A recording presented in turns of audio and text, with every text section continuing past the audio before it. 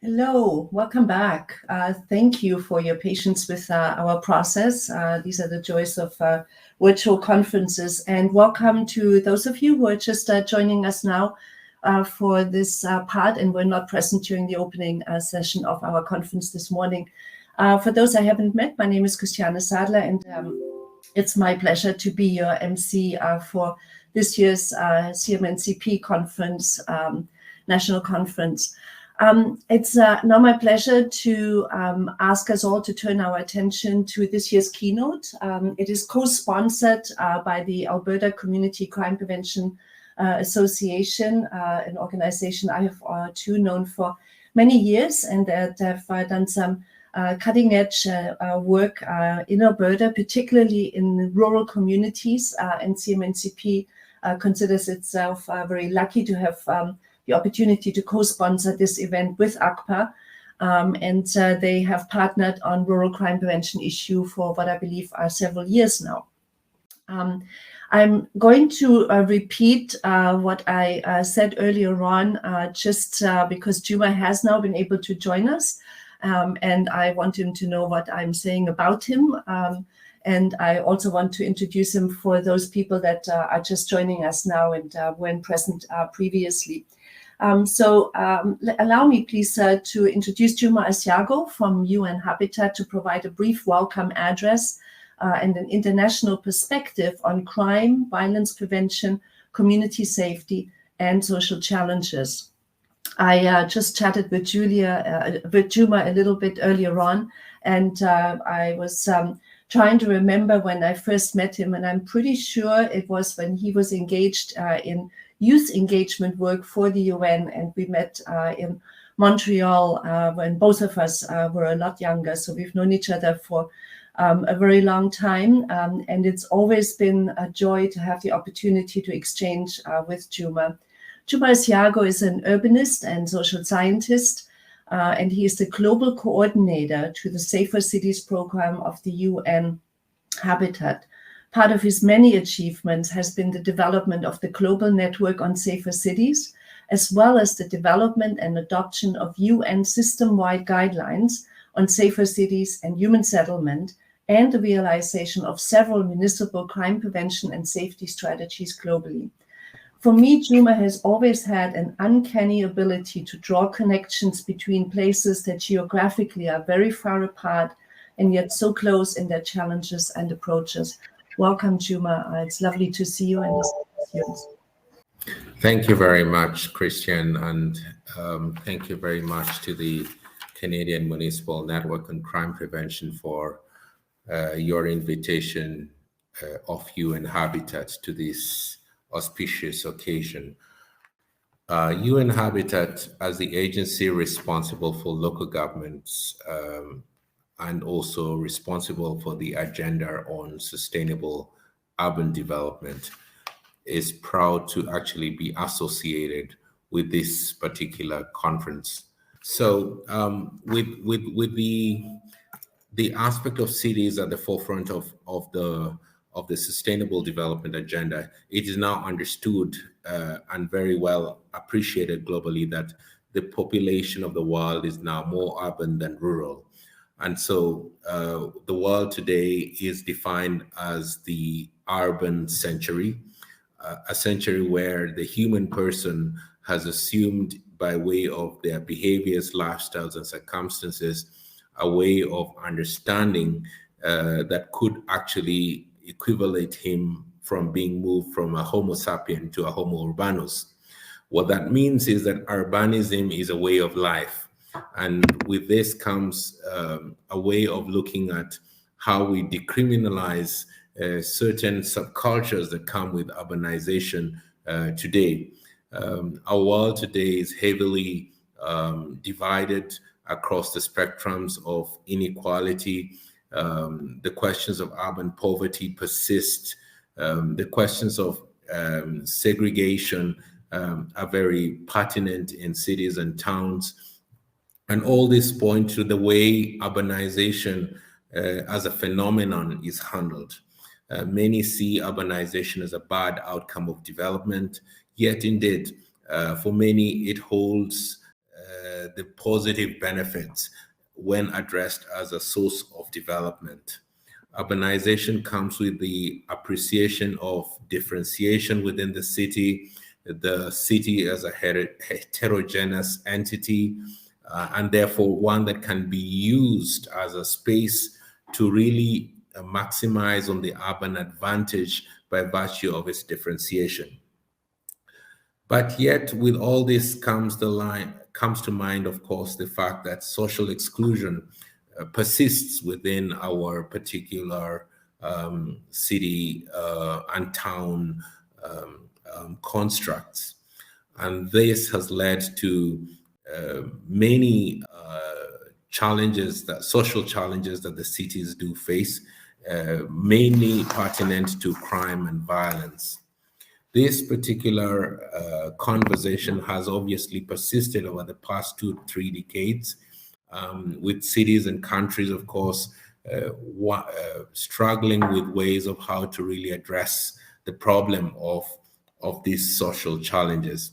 Prevention has, of course, become the way in which, the accepted global way in which addressing the multiple causes of crime and violence is now the way to really address city build from a perspective of how we look at cities as elements of social integration.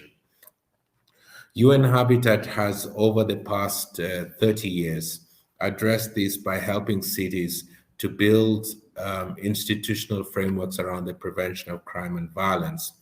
And this has really talked to this aspect of social exclusion as the element in which cities really need to confront through their prevention policies to address homelessness, to address substance abuse, to address mental health, to address elements that relate to sex work, and to look at differentiation not as a negative element, but to look at it as really the opportunity to rebuild the city in its diversity.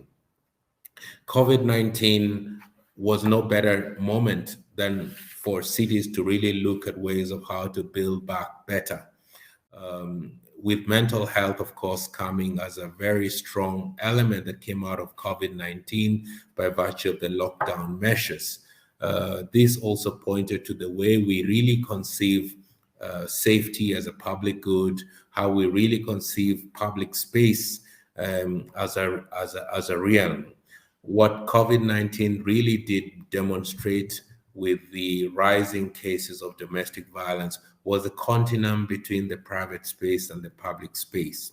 And it's now important for us to understand that with rising mental health challenges, it's important for us to really contextualize safety within the continuum of how private space is really linked to the public space. And here comes then, therefore, the role of local governments to really address the aspect of the rising cases of mental health with public services at the center of it.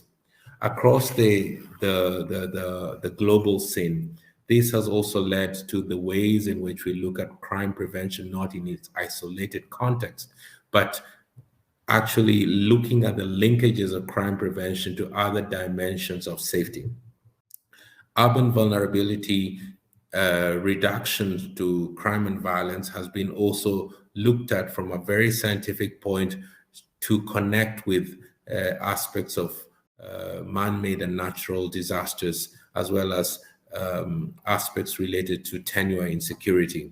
COVID-19 has also brought us to the perspective to understand that safety from the perspective of crime and violence is also linked to the dimensions of health that our cities and towns do confront.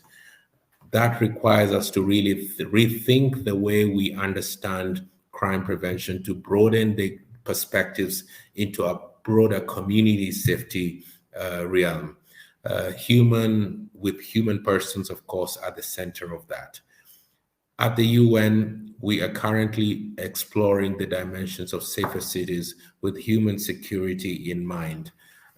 In countries in Latin America like Colombia, the current president of Colombia, for example, has really taken the thrust of the prevention policies to a perspective of human security, which really puts survival, livelihood, and dignity at the center of how we really address prevention, and how communities addressing safety would really want to take into perspective not just the incidences of crime and violence, but extend this with the aspects of well-being, with the aspects of quality of life in their particular neighborhoods. UN Habitat is advancing this particular conversation with the idea of improving the quality and consistency of prevention policies and programs by introducing an urban safety monitoring tool. This tool will enable cities not only to move away from just the process indicators around prevention policies, but begin to now relate to the impact indicators, where mayors of cities are able to report and be accountable to their citizens with a multidimensional approach to safety and security, quantifying the way services are impacting on the situations, on the evidence around the crime and violence architecture in their cities. We hope that with the 2030 Agenda for Sustainable Development in front of us, and with only about 87 months to the realization of these particular goals, that cities will now invest in monitoring capacities to be able to build local governance of safety frameworks with their citizenry and collectively bring together the tools in a multidimensional spectrum and framework. We look forward to Canada leading the rest of the world in this particular dimension. We think Canada has come of age in terms of the knowledge that it has consolidated around the prevention policies, and that it is able to look at the whole spectrum of community safety and human security with a multidimensional framing, and be able to lead other cities around the world with best practices that showcase the way safety can actually rebuild more socially integrated communities, how safety can actually help cities advance the social cohesion nexus and rebuild what we call the sustainable cities of the future. UN Habitat looks forward to increasing its collaboration with Canada, with the Canadian Municipal Networks on Crime Prevention, and with local communities in leading a global partnership initiative on safety and security, with prevention at the center, with the principle of the co-production of safety and security for all. I look forward to this conference providing us an opportunity to start off in this pursuit of the decade campaign of action to 2030, to the Agenda for Sustainable Development. I thank you. Wow, thank you so much, Juma. I always love your calm in the storm of the many things that you face as you travel across this globe, trying to remind us about the lovely line that is over your left shoulder, that it's about a better quality of life for all of us as in an urbanizing world. Thank you also for the reminder that it's really important to always look to the root conditions underlying public insecurity. And you always highlight social exclusion and inequality as two of those. And I think many of us would agree that if we could solve those particular issues, our communities across the globe would be so much safer. Thank you also for reminding us that COVID had some lessons, not just for health, but also for public safety, and that it's about building back better, or maybe, as I like to think, building back fairer, as sort of time, goes on, and we sort of try to harness the lessons learned from that. You mentioned one word as I'm trying to lean in and listen to you, that isn't often sort of mentioned in the context of community safety and global safety, and that's dignity, and the importance of everyone having the opportunity to live and be in a dignified life, and have that recognized not only by individuals, but also the systems around them. So thank you so much for being here. Thanks for your continued amazing work. And for telling Canada we've come of age. I hope you're right. And I hope that we have something to show by way of leadership when it comes to this particular issue. If you have not had the opportunity to take a look at the work of UN Habitat, I would encourage you all to do so. They have a great website with lots of tools and resources. And, if you are in a community in Canada doing crime prevention and community safety and community health work, I would encourage you to connect with UN Habitat and take a look at the work that they're doing. If nothing else, it will show you that you're not alone and that we're all in this together. So thanks again, Juma. And before I introduce our keynote, I have been asked to remind all of us who are speaking, I need to remind myself to please slow down. We do have people translating this, and I know that I tend to speak fast, so apologies to the translators. I will try to better my ways and encourage everyone else to do the same. And if for those of you who have joined us for the keynote and weren't there for the opening ceremonies and ongoing encouragement to please share the territory that you live in the chat function. Now, please help me in officially welcoming Jaap de Waard to the virtual stage for this year's keynote address. Jaap de Waard is the Senior Policy Advisor at the Ministry of Security and Justice in the Netherlands. He's the former Secretary of the European Crime Prevention Network, and he has published widely on crime prevention models, international trends in the private security industry, and international benchmark studies in the field of crime control.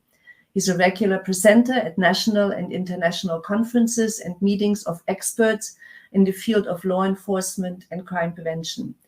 Jaap studied information science with special emphasis on the application and usage of knowledge in organizations, along with the interaction between people, organizations, and any existing information and knowledge systems. In his keynote address, we have asked him to illustrate how the Netherlands was able to keep one of the lowest per capita prison populations in the world and drastically reduce crime through investing in crime prevention, evidence-based policing, focusing on repeat victimization and repeat offenders, and other important aspects. Jaap de Waard will present for approximately 45 minutes, and following the presentation, you will have the opportunity to ask questions and to which we will ask him to respond.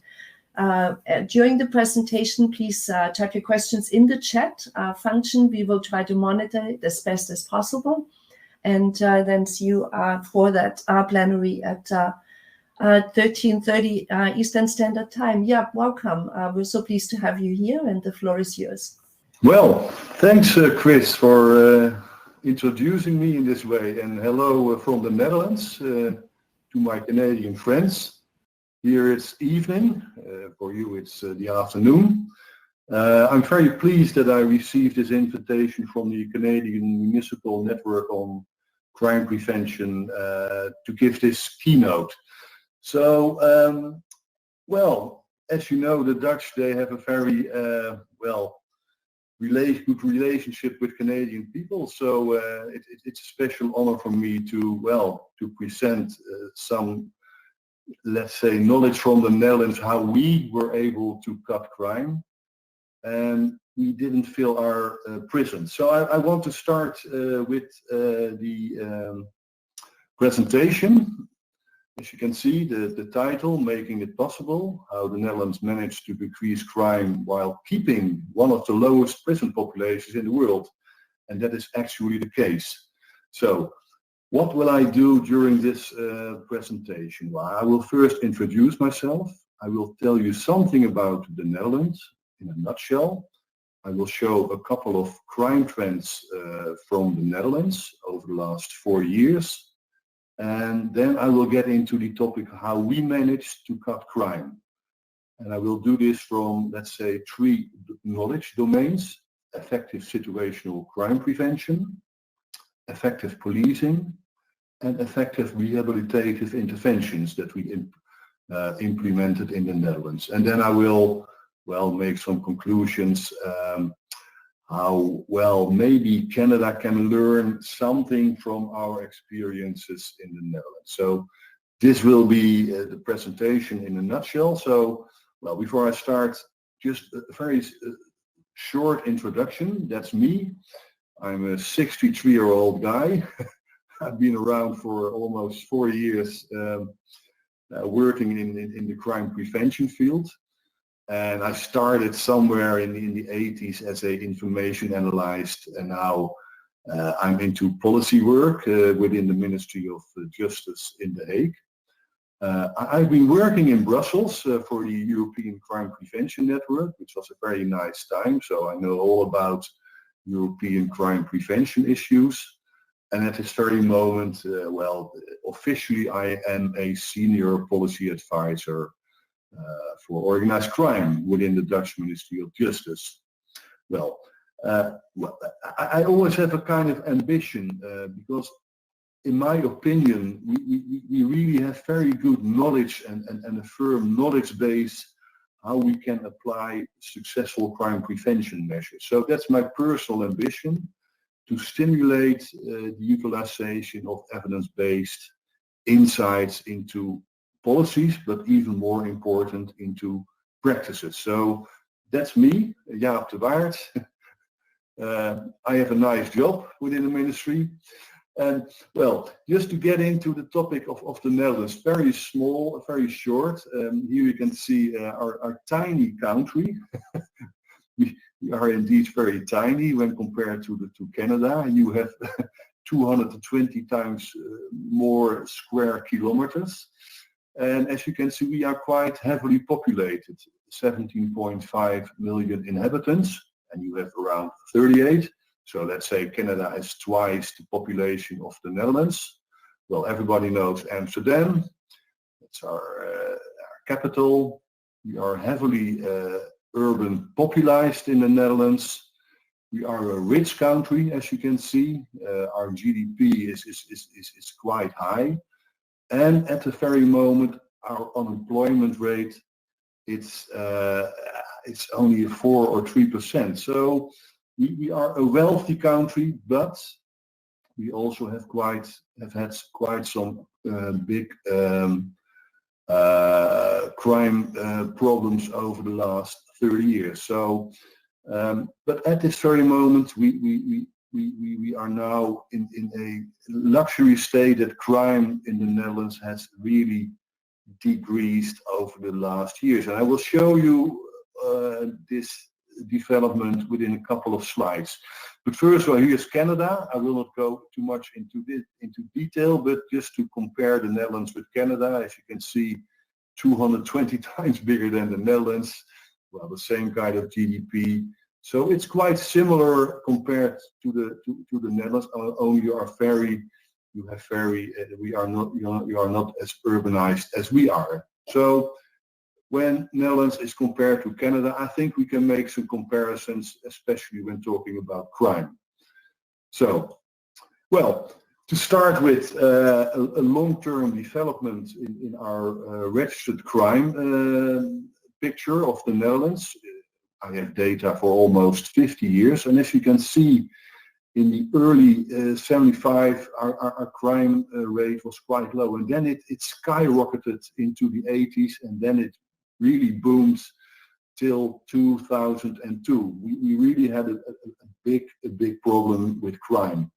And then suddenly from 2002, the number of crimes really spectacularly went down, as you can see from this slide.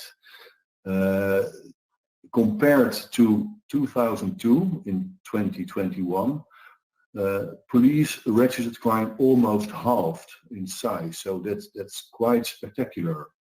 And not only for the minor offenses, but also for the more serious offenses. So this decrease has been virtually in all types of crime. And well, especially vandalism, almost halved, and property offenses almost halved. So this is quite a spectacular, well, picture, as far as I'm concerned, how the crime rate in the Netherlands really went down. And I will get into later why that has happened. But as I explained, it's not only minor crimes that went down, but also, for example, as you can see from this slide, also there is a sharp decline in violent crime when we compare, let's say, the last year with 10 years ago. As you can see, even also our violent crime rate dropped by 31%. So that's quite spectacular if you look at these figures. I will not get too much into this one, but this is another one that I'm particularly thrilled about, because domestic burglary, as you know, is a kind of classic type of crime, and very annoying for its victims, because 20% of people who have been burglarized have psychological issues for a long term. So it's really a nasty type of crime. And as you can see from this slide, over the past 2 decades, the number of domestic burglaries in the Netherlands has declined by 80%. So this is the registered level of burglary, domestic burglary in the Netherlands. And now at this very moment, it is at the level of the 1970s. And I will explain why this has happened later on. Well, and when you look at the figures over the last 2 years, especially during the COVID epidemic, that's quite an explanation why domestic burglary even went more fast down than the years before. But well, we don't have firm evidence on that. But as you can imagine, that working from home and limited or no options for lifetime, well, that really reduced the risk for domestic burglary. But this is a nice picture. We put a lot of effort to reduce our burglary rate in the Netherlands, and I have a prime example how we managed to reduce our burglary rate in the Netherlands. But this is the picture that you can see for the last, let's say, almost, it's 40 years. Well, this is a little bit sketchy picture, because apart from our registered crime level, we have a nationwide crime victimization survey, as you have in Canada. Almost 150,000 inhabitants 15 years and older are asked in this victimization survey if they have been a victim of traditional crime and online crime. Well, here we can almost, the fit is almost too good to be true when it is compared with the level of the registered crime picture that I showed before. On the basis of our annual victimization survey, we can see that the traditional crimes, as we know it, as we name it, also declined by 43%. So it's quite similar on the basis of our self-reported victimization, that on many types of crimes, on the basis of our victimization survey, also there was a steep decline in traditional crimes.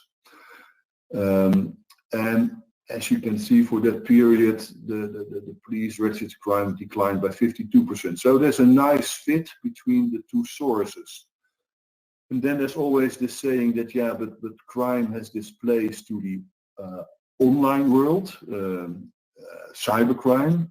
Well, in this victimization survey, we also ask respondents, have you been the victim of 5 types of online crime or cybercrime?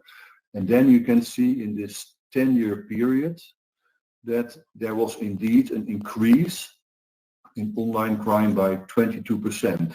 But that doesn't really compensate for the steep decline in what we call traditional crime. So I think this is a nice picture that indeed offline or online crime went up, but that's a 10-year period, but not as steep as our decline in traditional crime.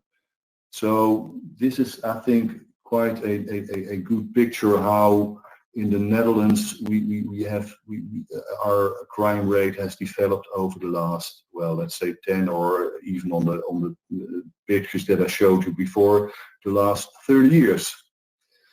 Well, also, when you look at this picture or slide, the number of murders in the Netherlands over the last 25 years also give quite a spectacular view on declining levels. The red line is per million of the average population. Well, you can see when compared to the peak year 2002, that the number of murders in the Netherlands really went down. And that's not a really let's say for the Netherlands, but also in many industrialized countries we have seen the same kind of picture on the murder rate. The World Health Organization have quite some good data on that. So it is happening in many industrialized countries, but the Netherlands is in my opinion, really accelerating with when crime is going down. And this is another example that the most serious form of crime, murder, also really decreased in the Netherlands. And I have data from 2021, and then the number of murders are around 110. So that's a really minor number of murders in the Netherlands. So all types of crimes here have declined, and so from the most serious ones, as murders, to vandalism, to burglary, to bicycle theft, we see it all over the board, and I will explain later on why that has happened. And as you can understand, our crime rate went down so much that the number of suspects coming into contact with our formal criminal justice system also give a steep decline when you look at this picture, which gives data from 2008 to 2018. In 2018, a total of 160,000 Dutch inhabitants were crime suspects, whereas 10 years before, the number was 309,000. So that's almost halved in 10 years. And well, we can explain that because our crime rate went down so much. And when we look at the age of the crime suspects in our cohort ages, then you can even see a more spectacular decline, especially amongst the youngsters between 12 and 18.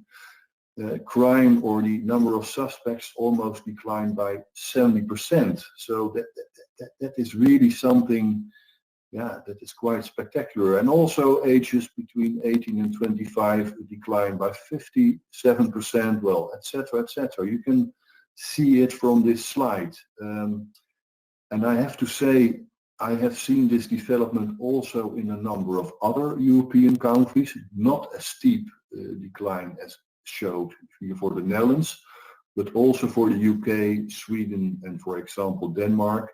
We have seen a steep decline in the number of crime suspects, especially at the younger cohort ages between 12 and 18. So this explains, of course, this is explained by the decline in crime. So the number of suspects also went down significantly, as you can see from this one. Well, here we come to our the number of prisoners per 100,000 inhabitants at a certain date. We always measure this one at 1 September of the year. And as you can see from this slide, which gives data from 2005 till 2020, then you can see that our prisoner rate in the Netherlands also declined from a 93 to a 53 per 100,000 in 2020. So that's a 43% decline in our Dutch prison population within 15 years. So we have closed prisons over the last couple of years in the Netherlands, not only for adults, but also for the younger ones. In our institutions at this moment, there are around 250 young people being detained. So that's a very low number. That came down from 600 over the last 10 years. So as you can see, this is a steep decline also in the number of prisoners. And as I explained, we have been closing prisoners. We have been renting prison space to Belgium. They are overcrowded, and we had some free space. So as the Dutch, we are always well keen on making some money. So we rented prison space to Belgium over the last years, even to Norway. But when we look at the number of prisoners in Canada, it's just a small example or a small comparison. Here you can see that this number stands at 127 in the year 2019. That's from Statistics Canada data.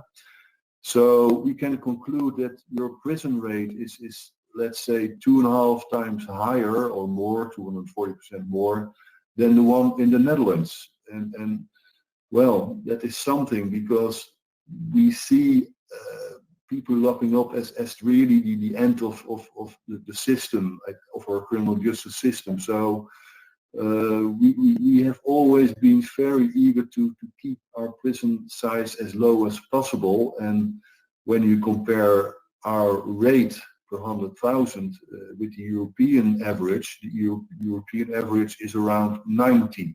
So then you can see that we really have a low number of prisoners in the Netherlands.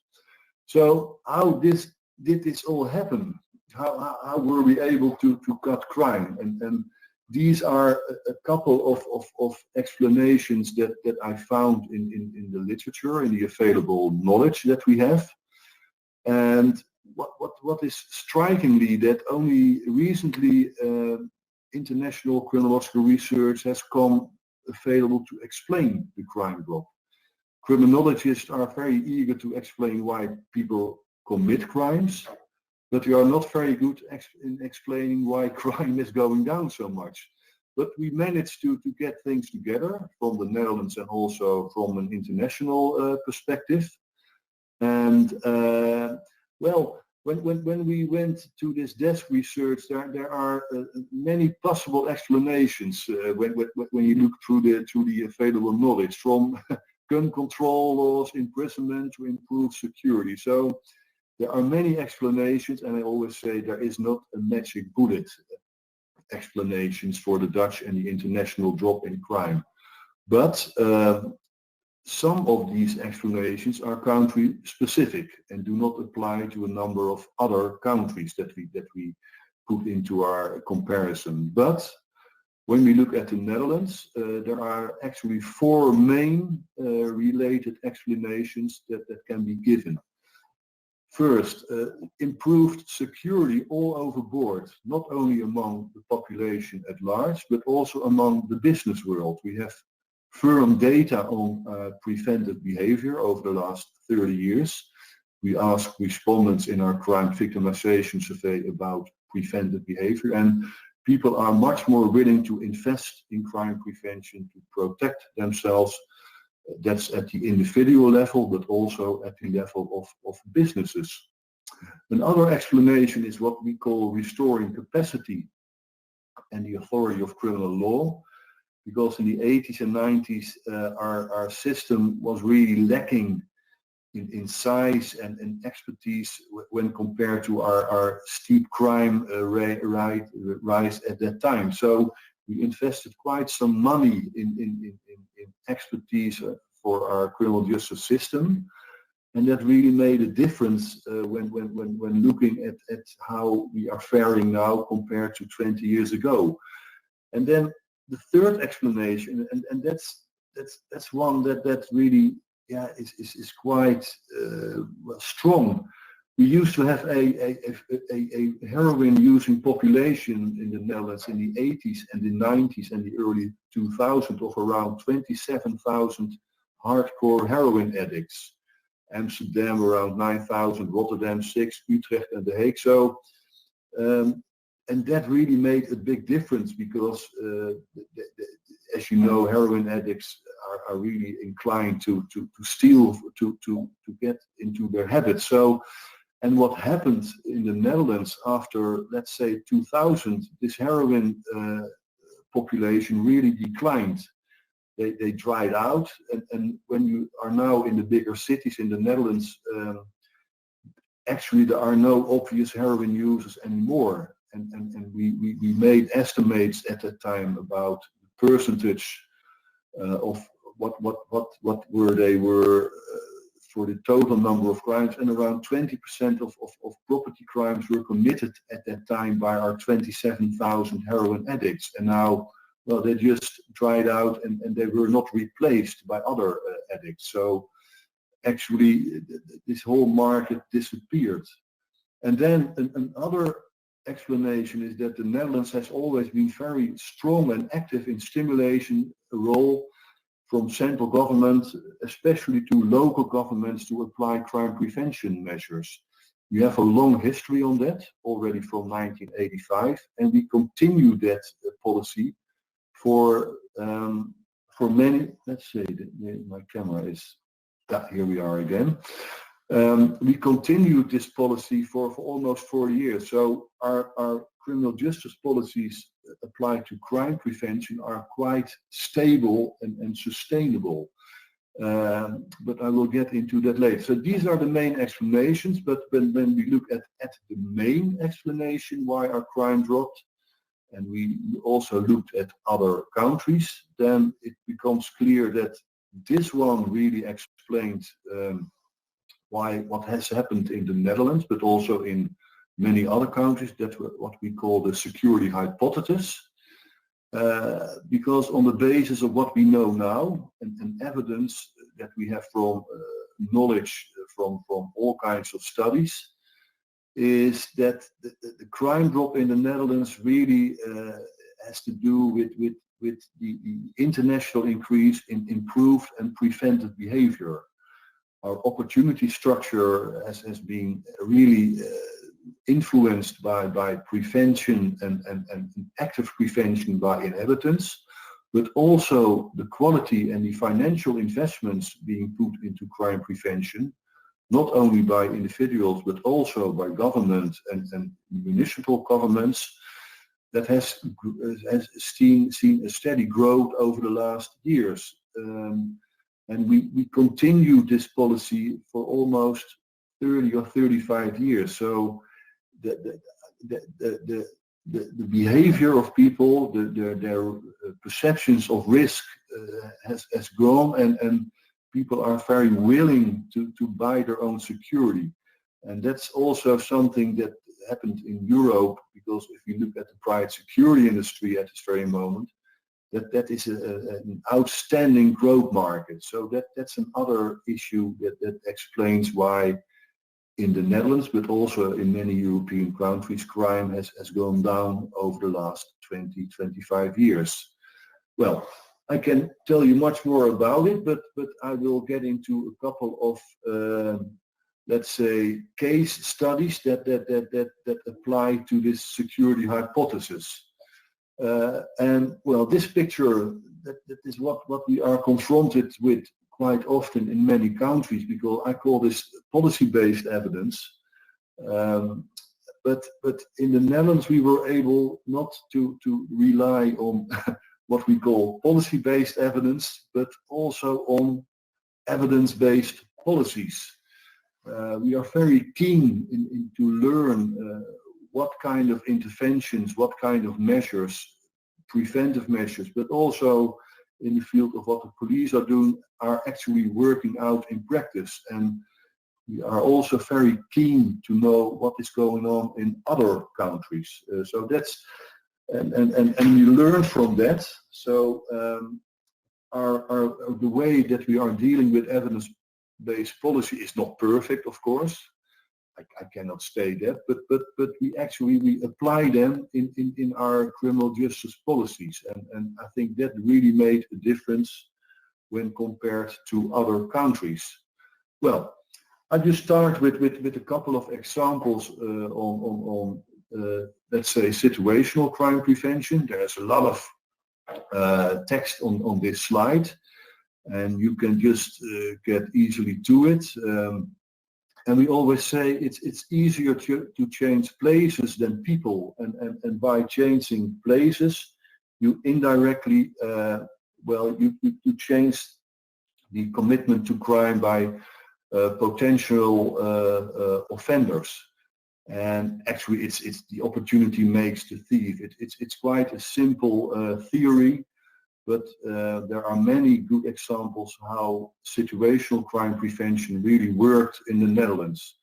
And I will just show you a couple of examples on that one. But as you can see, there are many of them being applied, and they all promised, not only promising, they all made clear that this was quite effective on the basis of the knowledge that we have at this very moment, not only from the Netherlands, but also international knowledge showing that these measures are really quite effective. So this is an example from the Netherlands. It's got to do with the decline in the risk of household burglaries by taking a couple of very simple crime prevention measures. I already explained that we have an annual crime victim survey in the Netherlands, in which we ask 150,000 respondents 15 years and older if they have been the victim of crime. But we also ask them, have you taken a number of preventive measures to prevent, in this case, household burglary?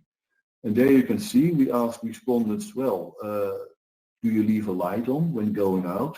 Do you have some extra locks on doors and windows? Some extra outside lighting? Do you have a dog? Or a burglar alarm? So these are the 5 questions that we ask our respondents in our crime victimization survey. And we did some secondary analysis on these data. And then the risk of becoming a victim of a successful burglary is decreased by factor 16 when you apply these 5 measures. Then you can say, okay, these are quite some of them are quite extreme, having a dog or a burglar alarm. But if you apply the first 3 measures, so leave a light on, some extra locks, and extra outside lighting, then the risk of becoming a victim of a successful household burglary is decreased by factor 8. So very simple measures can really make a difference in this case when looking at the number of our number of burglaries. This is a very good case in my opinion. What we have also been putting a lot of effort in is what we call repeat victimization. As you know, the opposite, a small number of offenders are responsible for quite a number of crimes, but we also see the same from the victim perspective. A small group of victims, they take a lot of burden when talking about victimization. And especially when you become a victim for the first time, that the chance of being repeated, to be a repeat victim, is 4 to 5 times larger than the national average, and especially in a short time span. So we have seen this, for example, with burglary or also domestic violence. So the risk is most voluminous within 6 weeks after the first victimization. And then we applied certain measures on these victims, and you can see it's not only burglary, but also domestic violence, racial violence, a number of types of crimes that domestic or repeat victimization occurs. And what we have done, we picked out these groups, the high-risk groups, and had a targeted approach. And when we look at the figures that came out when we applied certain very strong prevention measures, then there is a decrease of 16 to 22% in the victimization rate. And that's quite a strong evidence that action on repeat victimization actually works. And we are also were able to, on the basis of the data, that especially the most vulnerable groups, they really provided with this protection, and because they were not able to buy security for themselves. And especially this group really benefited from this repeat victimization approach that we have applied in the Netherlands. And there is strong evidence available, especially on systematic reviews, that this also works in many other countries. Well, another thing, policing, I don't have to explain to you.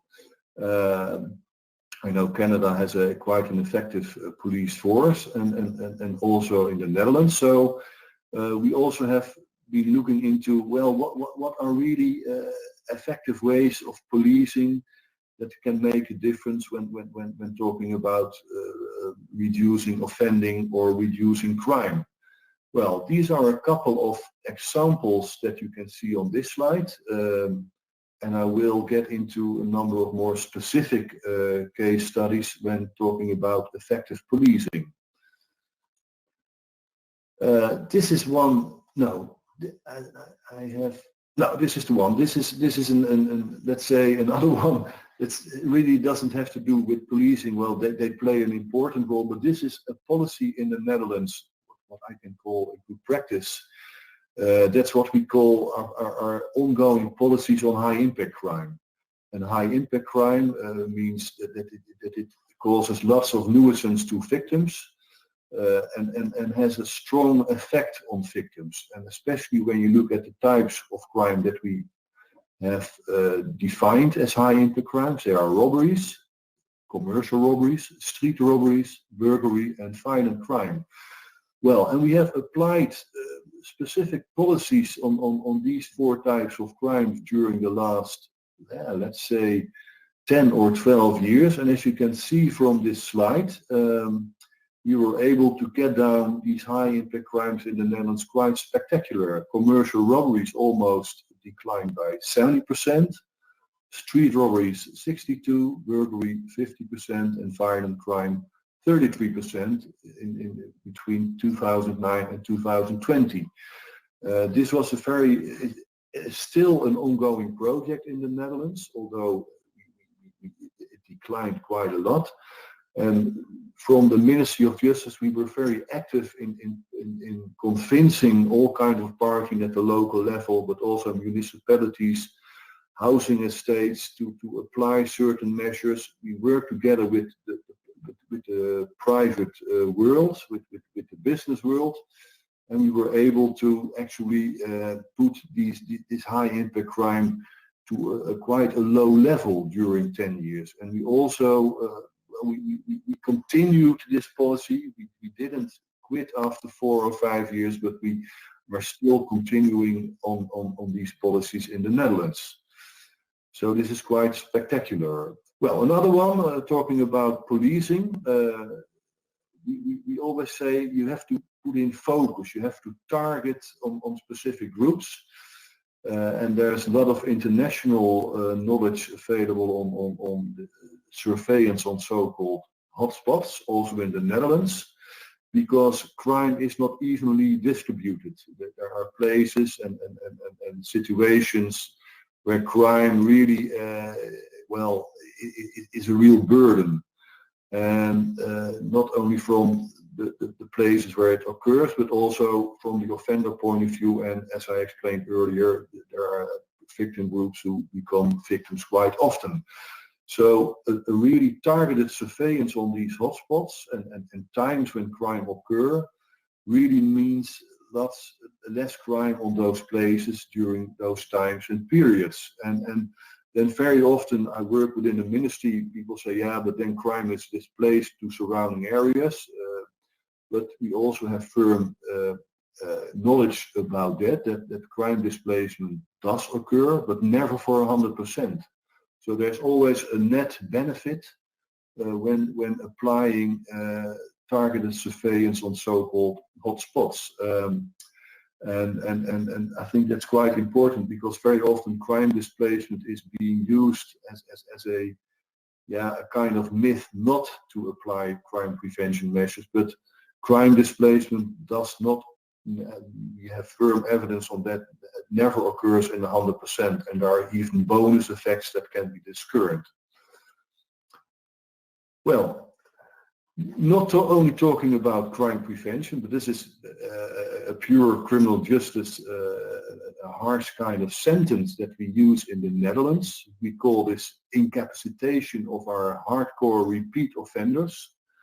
We have around 800 of those in the Netherlands. So the hardcore of offenders, and almost 20 years ago we introduced an act, the Institution for Repeat Offenders, where those groups are being locked up for a longer period, because our average prison sentence length in the Netherlands is 4 months. But for this very specific group who commit many offenses, we have a special law that we can incapacitate them for a longer period, and also give them all kinds of interventions to very often to get off from drugs and alcohol. So we were able to get out the most serious criminal active repeat offenders and just locking them up. And then when we look at the effect of this incapacitation of repeat offenders, it's quite substantial, because we did some research, and then it appeared that for every repeat offender that was being incapacitated, almost 40 household burglaries, for example, were prevented. And as you can see, that explained almost the 30% decline in burglary rate in our 4 largest cities in the Netherlands. So this is a purely repressive action, but we were able to get out the real hardcore offenders without false positives locking them up. So that's something maybe Canada can learn from, and we have quite some very good data on these kind of offenders that are active in the Netherlands. Well, this is another one. I have to look at the time, because I will get a little bit faster to the slides.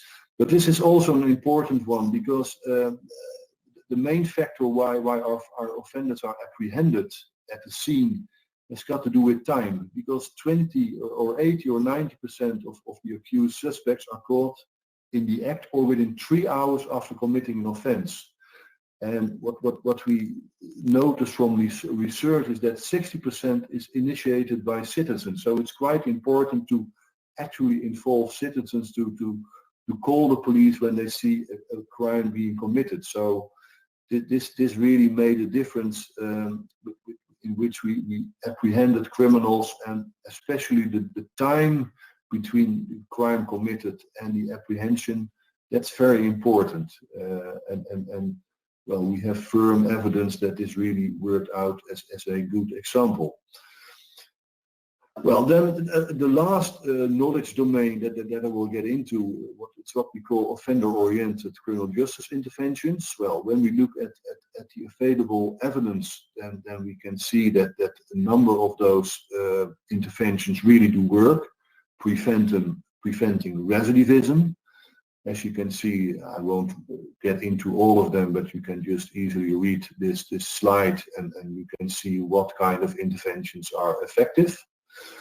And there's one special offender-oriented intervention that we apply in the Netherlands, and that's what for the younger ones. It's what we call the HALT program, that already exists from 1982, so 40 years already. And this program diverts youngers from the official criminal justice system. Because when they are apprehended by the police for vandalism or shoplifting or theft or nuisance, they have a choice between the criminal justice system or the HALT program. And when they decide to take part of the HALT program, they can do their rights for their victims or the community where they committed their crime. And our Dutch Public Prosecuting Service has laid down specific rules for the content and scope of the HALT program. Young people, as I explained, under the age of 18 can be referred by the police to HALT program, and they are given the opportunity to address their wrongdoing to avoid prosecution.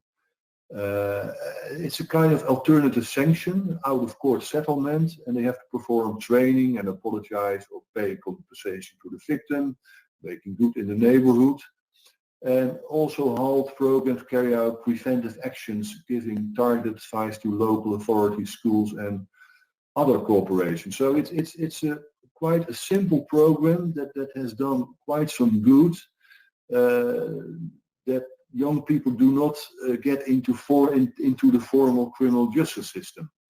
And we have firm evidence that this program already works for the last 4 years. So it's another example of a sustainable program in the Netherlands. Well, I won't get too much into detail on this one because I have to speed up a little bit with the time. But these are just a couple of criminal justice interventions that work and that you have to apply on juveniles. Because some of them can have negative effects, scared straits, boot camps, shock incarceration. Well, there are effective interventions, as you can see, especially child raising support, parent training, mentoring programs. And there is evidence that these programs can also be cost effective. So we concluded in the Netherlands that purely repressive interventions tend to give a negative or poor result. And you have to keep children as long as possible outside of the formal criminal justice system. That has been our policies already since the 80s of the early century. So these are a number of issues that have been applied in the Netherlands for many years and get young people out of the formal system as long as possible. And that's what we call do no harm. Because intervention methods, as you maybe know, can account for a wide range of family, individual, and school and community risk factors. And of course, there are still gaps in our knowledge, but one thing is quite clear, that you have to use confinement, especially for youngsters, sparingly and only to respond to very serious offending. We use in the Netherlands restitution and community services quite often, not only for youngsters but also for adult offenders, because the effectiveness of these interventions are much better when looking at the recidivism rates than a purely prison sentence. So we really try to avoid collateral consequences of adjudication and try to get, again, young people, but also some older people out of the formal system as much as possible.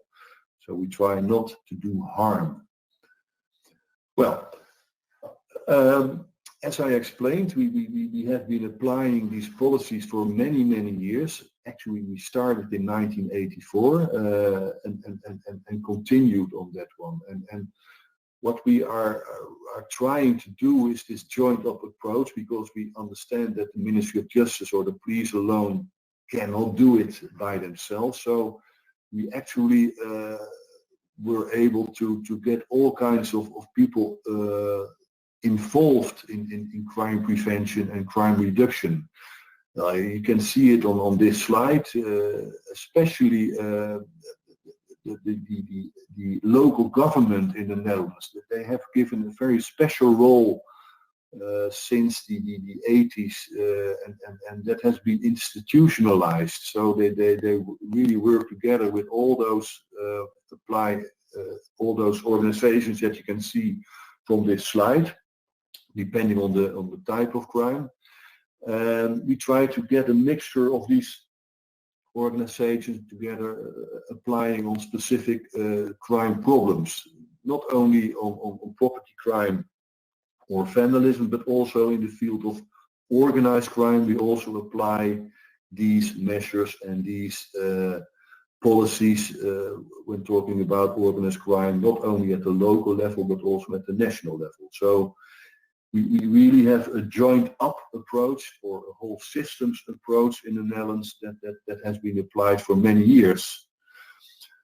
So what are a couple of strong features that the Dutch approach to crime control and crime prevention apply to?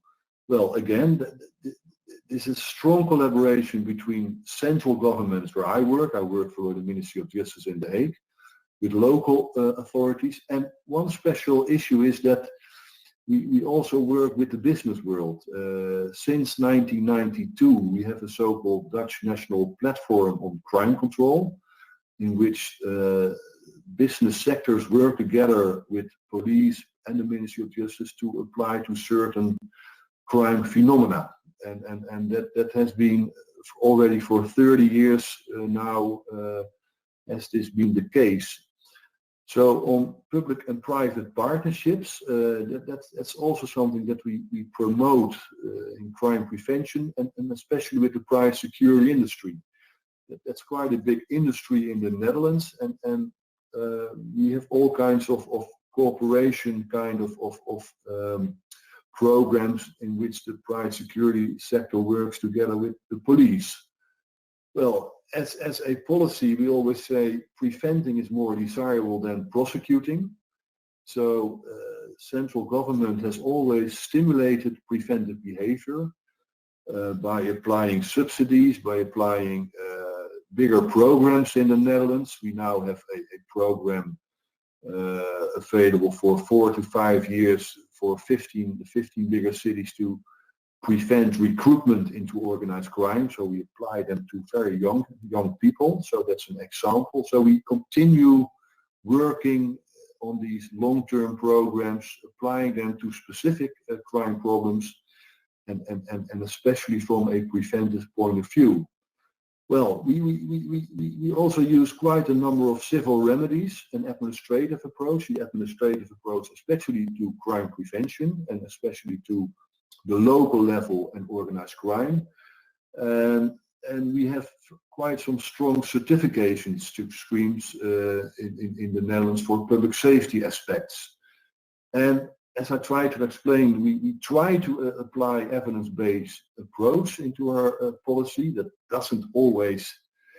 we do not always manage, but we really came quite far on that one over the last 10 years. So these are a number of specific and special features when talking about our Dutch approach towards crime prevention and crime control.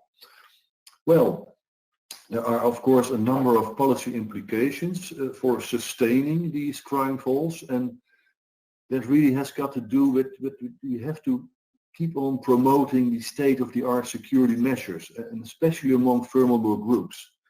We focus on them. We give them subsidies. We apply all kinds of organizations to try to even the most riskful groups for victimization. We especially have some attention on that, and especially when applying state-of-the-art security measures. Well, we try to invest wisely in crime prevention. We do it on the basis of what kind of evidence do we have, how does it work, or does it work, and well, I think we managed to do that over the last 20-25 years. We have a very strict gun control. I know this is a thing in Canada because you have lots of let's say we are very urbanized, but Canada is 200 times bigger than the Netherlands, and then I understand that you sometimes need to have guns, of course. But in the Netherlands, due to our urbanized setting, and we really have a very strict gun control. And well, of course, in every country, alcohol and drug abuse, that's an issue, and we have some long-term programs going on to reduce alcohol and drug abuse, not only among youngsters but also among the population of an older age. And we encourage the implementation of sustainable, innovative and efficient crime prevention programs. That's part of my work. I do a lot of presentations at the local level for the police, for public prosecuting officers, try to convince them that certain measures really do work, and that you can really put your money into that, and then you have success with reducing certain types of crimes and make cities and countries safer. And then a thing that we always say, it takes time. We always have to explain our politicians that, yeah, it takes time to invest in successful crime prevention. I mean, the political horizon is more than 4 years. So that's what we call sustainable crime prevention. And I think that's a main difference between the Netherlands and Canada, that we were able to sustain for a longer period on certain successful measures. And I think that's part of the success that we had by reducing our crime rate and having our prison system or prison population so low. So what I can conclude, I mean, I have a couple of minutes, so I will conclude, and maybe some lessons for Canadian crime prevention policies. Well, I think that our evidence shows that there is reason for optimism about what works as regards to tackling crime and reducing reoffending or reducing recidivism. I have shown you a couple of, in my opinion, good examples how we managed to do that. And then, of course, there's always a strong case for evidence-based crime prevention, but you always have to take care. It's not enough, not strong enough to ensure maintenance and sustainability. Because what we notice, that we call that the paradox of success. One things are okay, they tend to be the phenomenon of getting financial investments away, lose expertise. So we are very keen on that, to sustain on our successes and support structures in the long run. And I think that's a very wise policy to be applied. And well, yeah, of course, you have to be prepared for the future, and governments are advised to keep up knowledge bases on evidence-based crime. You have to invest in that. You need to have evaluation studies. You need to be aware of what's going on in other countries. So governments really have a, I think, an obligation almost to invest in that, and you have to maintain the institutional capacity to monitor such measures. And then again, we have to convince politicians, but also practitioners, that crime prevention is not a soft option. It really can make a difference. You have many types of crime prevention. I won't get too much into that. And then at least I'm quite happy that I was invited to present this keynote for the Canadian Municipal Network on Crime Prevention. I think it's very sympathetic that this network exists already for a long time. We have quite some similar networks in the Netherlands, and I know they really do wonderful and good work, and they have to fly the flag for crime prevention. So I hope that on the basis of this presentation, at least they have some more ideas or have some more questions, and look how we manage to cut crime. And I think the CMNCP can also learn from what we have done, and I hope that they are able to continue their good work. So I will keep it like this virtual presentation. It's always a little bit strange sitting here in Leiden, where I live. And thank you for your attention, listeners on the other side of the world almost. Thank you. Thank you so much, Jaap. That was fabulous. I was leaning in the whole time and taking copious of notes. I've known about the work of the Netherlands actually since I attended an international conference in 1996 in Vancouver. And believe it or not, I had sushi with the then Deputy Minister of Justice from the Netherlands. So I know about your long-standing investment and leadership in the world with regards to this particular issue. And I learned again a ton from you today about the combination of certainly what are sort of target hardening measures, I guess, combined with strong social development measures. And your numbers certainly show that coupled with a long-term investment pays off. You must be the only country in the world that is closing prisons or renting them out. And I've had a long-term vision that one day prisons will sort of become places of historic curiosity, that we sort of say, this is how we used to think crime ought to be dealt with. and now we know better. And I think you're sort of on the leading forefront of showing us how that can be done. It was a little depressing for me to see that, and I hadn't seen the most recent numbers, that we have an incarceration rate in Canada of 127 per 100,000. When I started my work in crime prevention in 1995, it was 127 per 100,000. So we haven't sort of created too much change when it comes to the overuse of incarceration. And I love your policy of putting prevention over prosecution, I think is how you put it, as a sort of consistent approach at all orders of government in the Netherlands. So Jaap, I don't see you on screen any longer, but on behalf of the Canadian Municipal, there you are, Network on Crime Prevention, our sincere thank you. I know it's your evening and it's dark over there already, but thank you so much for making yourself available and for sharing your knowledge and your experience and your good humor about this topic, and for sort of making us feel that, yes, indeed, it is all possible. I loved the optimistic note that you ended with us on, and it's a perfect start to the next 2 days of our conference. So thank you so much, Jaap de Waard. It's having you here. So folks, that concludes our time together for the opening of the conference and our Tuesday morning. Thank you so much for being here. This is a hard place to be. We're not in the room together, but we really appreciate your participation and your attention. I want to particularly thank Jen Fox from the Canadian Municipal Network on Crime Prevention, who last minute had to sort of jump in this morning because Elder McGregor unfortunately was not available, and Jen is always very flexible. So thank you so much for that, Jen. With Mayor Rebecca Alty from Yellowknife and Senator Padilla Buchanan Benson for their opening comments. Thank you so much for being with us. It really does mean a lot. And of course, Juma Assiago and Jaap de Waard in our most recent time together for being here and inspiring us to think beyond what it is that we already know.